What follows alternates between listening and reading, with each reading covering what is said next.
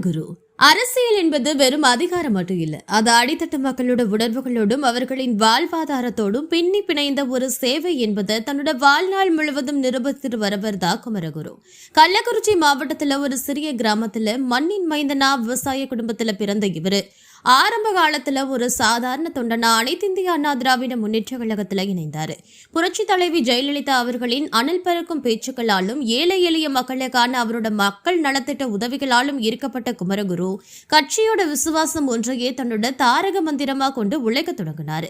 கிளை செயலாளர் என்ற மிக சிறிய பொறுப்புல இருந்து தொடங்கி பின்னர் ஒன்றிய செயலாளர், மாவட்ட செயலாளர் என தன்னோட கடின உழைப்பால உயர்ந்து ஜெயலலிதா அவர்களின் நம்பிக்கைக்குரிய தளபதியான ஒருவரா மாறினாரு. 2011 ஆண்டு நடைபெற்ற சட்டமன்ற தேர்தலில் முதன்முறையா உளுந்தூர்பேட்டை தொகுதியில் இருந்து போட்டியிட்டு வெற்றி பெற்ற இவர் தொகுதி மக்களின் அடிப்படை தேவைகளான குடிநீர், சாலை வசதிகள் மற்றும் மின்சார தேவைகளை பூர்த்தி செய்யறதுல மிகுந்த முனைப்பு காமிச்சிருக்காரு. ஆனா இவருடைய அரசியல் வாழ்க்கையில மிகப்பெரிய திருப்பு முனையா அமைஞ்சது 2016 ஆண்டு நடைபெற்ற சட்டமன்ற தேர்தல். அந்த தேர்தலில் தமிழகத்தின் மிகப்பெரிய அரசியல் சக்திகள்ல ஒருவரான தேமுதிக தலைவர் கேப்டன் விஜயகாந்த் உளுந்தூர்பேட்டை தொகுதியை தேர்வு செய்து போட்டியிட்ட போது ஒட்டுமொத்த தமிழகத்தின் பார்வையும் அந்த தொகுதியின் மீது விழுந்துச்சு. ஒருபுறம் ஒரு பெரும் மக்கள் செல்வாக்கு கொண்ட நடிகர் மற்றும் அரசியல் தலைவர், மறுபுறம் ஆளுங்கட்சியின் செல்வாக்கு என பெரும் யுத்தமே அங்கு நடந்துச்சு. ஆனா அந்த தேர்தலில் குமரகுரு தனது அபாரமான தேர்தல் வியூகத்தாலும் கடந்த 5 ஆண்டுகள்ல தான் செய்த நற்பணிகளாலும் விஜயகாந்த் அவர்களை தோற்கடிச்சு அவரை 3வது இடத்திற்கு தள்ளியது தமிழக அரசியல் வரலாற்றில் ஒரு மிகப்பெரிய சாதனையா பதிவாச்சு. இந்த வெற்றிக்கு பிறகு உளுந்தூர்பேட்டை தொகுதி அதிமுகவோட அசைக்க முடியாத கோட்டையா மாறுச்சு. சட்டமன்ற உறுப்பினராய் இருந்தபோது உளுந்தூர்பேட்டை மக்களோட நீண்ட கால கோரிக்கையான அரசு கலை கல்லூரி மற்றும் அறிவியல் கல்லூரியை கொண்டு வந்தது, போக்குவரத்து வசதிகளை மேம்படுத்தியது என பல மைற்கற்களை எட்டினார்.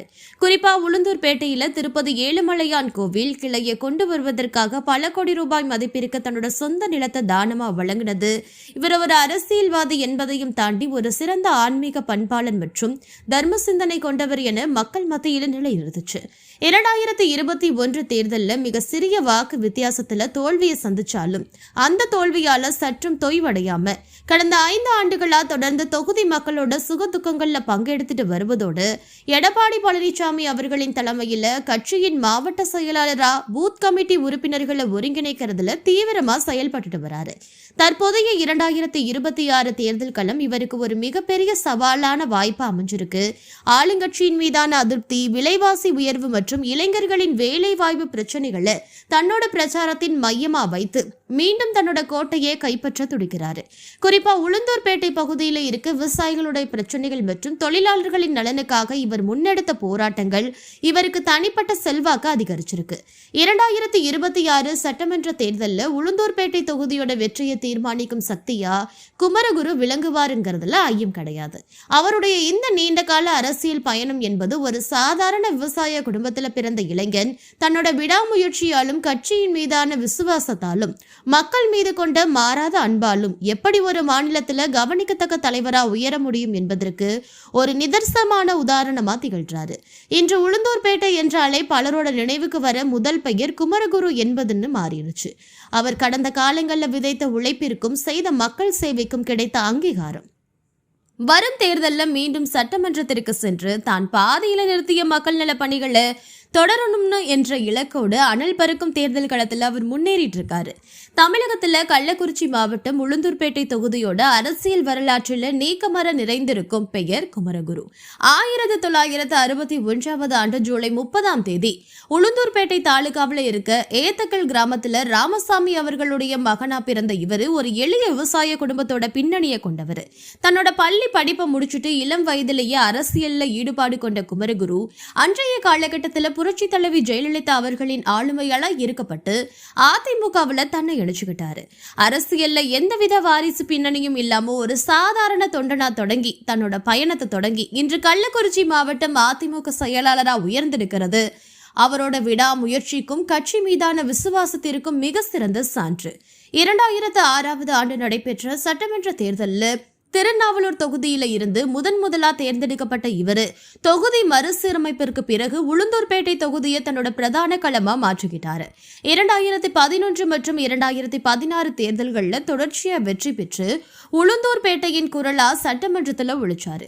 குறிப்பா 2016 தேர்தலில் தமிழகமே வியக்கும் வகையில தேமுதிக தலைவர் விஜயகாந்த் அவர்களை தோற்கடிச்சு அவரை தன்னோட சொந்த தொகுதியிலேயே வைப்பு தொகையை இழக்க செய்தது குமரகுருவோட அரசியல் வாழ்க்கையில ஒரு மாபெரும் மைல்கல்லா அமைஞ்சது. இத்தகைய அதிரடி வெற்றிகளால உளுந்தூர்பேட்டை சிங்கம் என்று தொண்டர்களால அன்போடு அழைக்கப்பட்டாரு. பதவியை புகழுக்காக பயன்படுத்தாம மக்கள் சேவையே மகேஷின் சேவை என்ற தத்துவத்தின் அடிப்படையில் செயல்பட்ட குமரகுரு தன்னோட சொந்த நிதியிலிருந்தும் அரசாங்க திட்டங்கள் மூலமாகவும் உளுந்தூர்பேட்டை தொகுதியை ஒரு நவீன தொகுதியா மாற்ற பாடுபட்டாரு. கள்ளக்குறிச்சி மாவட்டம் உருவான போது அங்கு அரசு மருத்துவக் கல்லூரி மற்றும் ஆசியாவிலேயே மிகப்பெரிய கால்நடை பூங்கா அமைப்பதற்கு இவருடைய தொடர் அழுத்தம் ஒரு முக்கிய காரணமா இருந்துச்சு. ஆன்மீக ரீதியாகவும் மிகுந்த ஈடுபாடு கொண்ட இவர் திருப்பதி திருமலை தேவஸ்தானத்துல அறக்காவலர் குழு உறுப்பினரா பணியாற்றின போது உளுந்தூர்பேட்டையில ஒரு மினியேச்சர் திருப்பதி கோவில் கட்டுவதற்காக தன்னோட 4 ஏக்கர் நிலத்தை தானமா வழங்கினதோட பல கோடி ரூபாய் மதிப்பிலான நிதியையும் திரட்டி கொடுத்து அக்கோவில் மக்களோட வழிபாட்டிற்கு வர அரும்பாடுபட்டாரு. கடந்த 2021 தேர்தலில் மிக குறைந்த வாக்கு வித்தியாசத்துல தோல்வியை சந்திச்சாலும் அந்த தோல்வி இவரை மக்கள் கிட்ட இருந்து பிரிக்கல. மாறா கடந்த 5 ஆண்டுகளா தொகுதியோட ஒவ்வொரு குக்கிராமத்திற்கும் நேரடியா சென்று மக்களோட குறைகளை கேட்டு அரசுக்கு எதிராக பல்வேறு போராட்டங்களை முன்னெடுத்து தற்போதைய ஆளுங்கட்சியோட நிர்வாக குறைபாடுகள்ல தோலுரிச்சு காட்டிட்டு இருக்காரு. 2026 ஆண்டு நடைபெற இருக்க சட்டமன்ற தேர்தலை முன்னிட்டு எடப்பாடி பழனிசாமி அவர்களின் தலைமையில் அதிமுகவை மீண்டும் ஆட்சி கட்டிலில் அமர்த்தவும் உளுந்தூர்பேட்டை கோட்டையை மீட்கவும் இரவு பகலும் அயராது உழைத்துட்டு வர குமரகுரு இளைஞர்களுக்கு வேலை வாய்ப்பு, விவசாயிகளுக்கு நீர் மேலாண்மை மற்றும் தொகுதியில ஒட்டுமொத்த வளர்ச்சி ஆகியவற்றை தன்னோட தேர்தல் வாக்குறுதிகளாக கொண்டு களம் காண்றாரு. அரசியல்ல எத்தனை ஏற்ற இறக்கங்கள் வந்தாலும் மக்கள் மீதான தன்னோட அன்பு குறையாம ஒரு சாதாரண விவசாயி மகனா இன்றும் எளிமையோடு மக்களை சந்திக்கிற குமரகுருவின் இந்த நெடிய அரசியல் பயணம் வருங்கால அரசியல்வாதிகளுக்கு ஒரு பாடம் என்பதுல எந்த ஐயமும் இல்லை. உளுந்தூர்பேட்டை மண்ணோட மைந்தனா அவர் ஆற்றிய பணிகளும் இனி ஆற்ற போகும் பணிகளும் அத்தொகுதி மக்களோட வாழ்வில் ஒளியேற்றும் என்பதுல எந்தவித சந்தேகமும் இல்லை. உளுந்தூர்பேட்டை அரசியல்ல குமரகுருவோட தாக்கம் என்பது வெறும் தேர்தல் வெற்றிகளோட முடிஞ்சில்ல, அது அந்த மண்ணின் சமூக பொருளாதார கட்டமைப்போட ஆழமா பிணைஞ்சிருக்கு. ஒரு அரசியல் தலைவரை அவர் வளர்த்த விதம் மற்றும் வளர்ந்த விதம் தமிழகத்தோட பிற மாவட்ட தலைவர்களுக்கு ஒரு சிறந்த முன்னுதாரணமா திகழுது.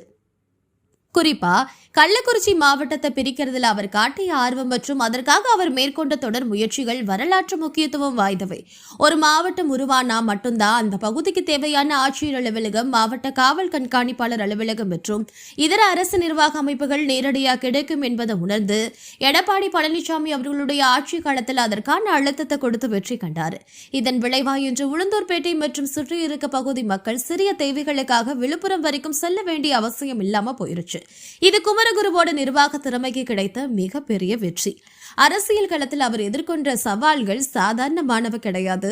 குறிப்பா 2016 விஜயகாந்த் போன்ற ஒரு மாபெரும் ஆளுமையை எதிர்கொண்ட போது அவர் கையாண்ட மைக்ரோ லெவல் தேர்தல் மேலாண்மை இன்றும் அரசியல் மாணவர்களால பேசப்படுது.